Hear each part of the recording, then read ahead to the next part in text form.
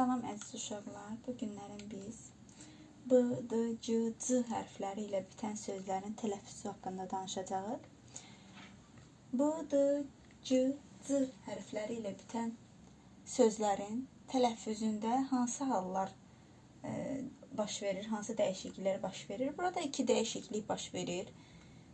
Və bu iki dəyişikliklərdə birinci dəyişiklikdə B, D, C, C samitləri ilə bitən sözlərdə olduğu kimi tələffüz olunur. İkinci halda isə onların çar qarşılığı ilə tələffüz olunur. B, P ilə, D, T ilə, C, Ç və C, C çar qarşılığı ilə tələffüz olunur. Bunlar nə zaman baş verir? Onlarla tanış olacağıq. Deməli, bu iki halda mümkündür. Biz bunu ümumiyyətcə bu bölgünü iki yerə bölsək, birinci hal. Birinci halda, yəni çar qarşılıqları ilə nə vaxt əvəz olunur? Bir, adi halda.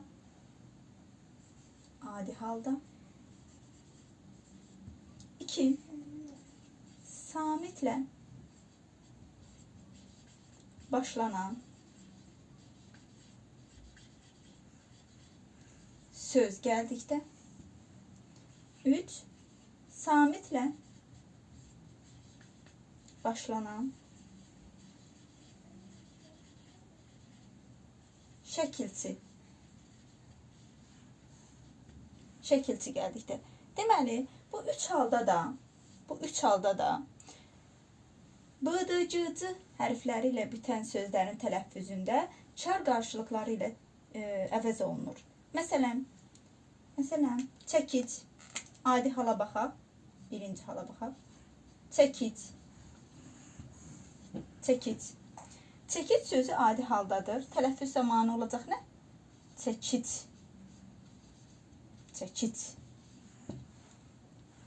İkinci hala baxaq. Çəkic sözünə samitlə başlanan söz artıraq. Məsələn, çəkic sapı. Olacaq nə? Samitlə başlanan söz gəldiyi üçün çəkic kimi tələffüz olunacaqdır. Üçüncü halda isə samitlə başlanan şəkilçi gəldikdə yazmışam. Deməli, çəkic sözünə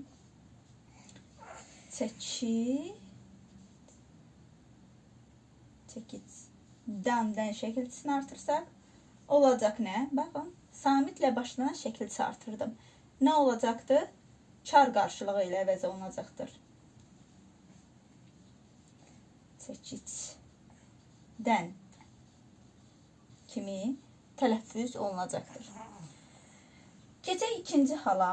Deməli, birinci halda nə baş verdi? Adi hal, samitlə başlanan söz və samitlə başlanan şəkilçi olduqda çar qarşılıqları ilə əvəz olundu tələffüz zamanı. İkinci halda nə baş verəcək? İkinci halımızda bu zaman heç bir dəyişiklik baş verməyəcək və biz B, D, C, C hərfləri ilə bitən sözləri elə çar qarşılığı ilə yox, tələffüz zamanı cingiltili kimi tələffüz edəcəyik. Məsələn, deməli, ikinci halda nələr baş verir? 1. Saitlə başlanan şəkilçi. 2. Saitlə başlayan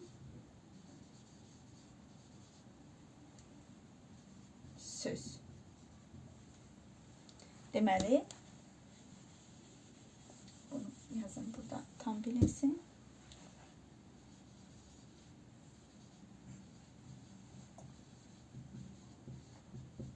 Saitlə başlanan şəkilçi və saitlə başlanan söz gəldikdə isə dedik nə olur?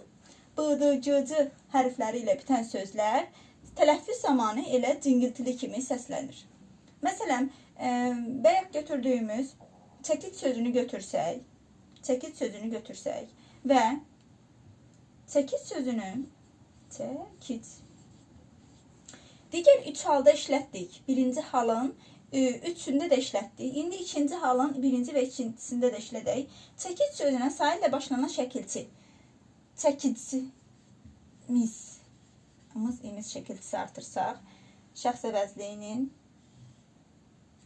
üçüncü şəxsinin cəminin şəkilçisini artırsaq. Olacaq nə? Çəkicimiz. Deməli, C hərfi ilə bitən sözə samit saitlə başlanan şəkilçi artırdıqda nə oldu? Heç bir dəyişiklik baş vermədi. C kimi də tələffüz olundu. İkinci halda çəkic aləti. Çəkic sözünə A hərfi ilə başlayan söz artırdıqda nə olacaqdı? Deməli, olduğu kimi tələffüz olunacaqdır. Çəkic.